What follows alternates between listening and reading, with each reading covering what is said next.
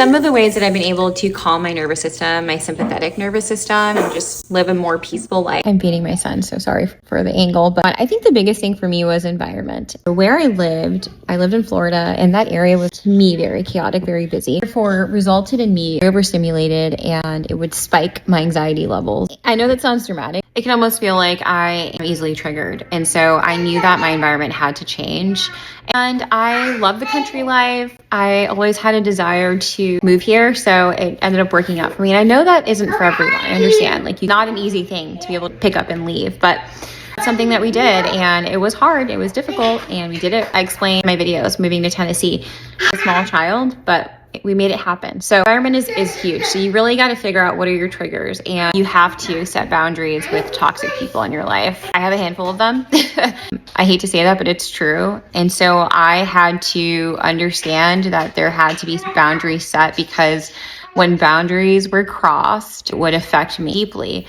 And so to understand too that some people are not going to change, and some people maybe unintentionally can cause havoc on your life, which you don't want, especially if you are married and you have your own little family. It's very important that you protect that. And this is very practical. Spending time in nature. I think since I've moved to Tennessee, I have spent a lot of my time outside and walking in God's creation and enjoying that. And then also you have to ask yourself, what type of life do you want to live? We only have one life to live, and life can pass by really quickly, but also we have a long life to live as well. Unforgiveness. Do you want to live in self-pity? I understand some of us have gone through very unfortunate things. I definitely have. I'm not saying that lightly. I mean, I definitely have. I had to learn that life does not stop moving because this happened to me, or this person did this to me, or because I had an awful childhood. So you have to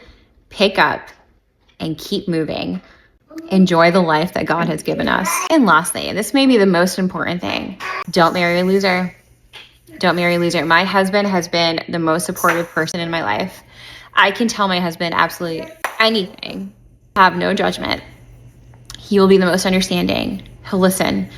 A really sweet girl that I follow on here, I'll actually tag her, but she posted a video, her and her friend, saying, friends that you don't need brain cells for. It resonated with me so much, because you need people like that in your life where you can just be you, especially if you've gone through some really tough things. And sometimes you just don't want to be around people who stress you out, who are going to criticize you and talk behind your back. And you want people who can just give you the space to be yourself without any judgment.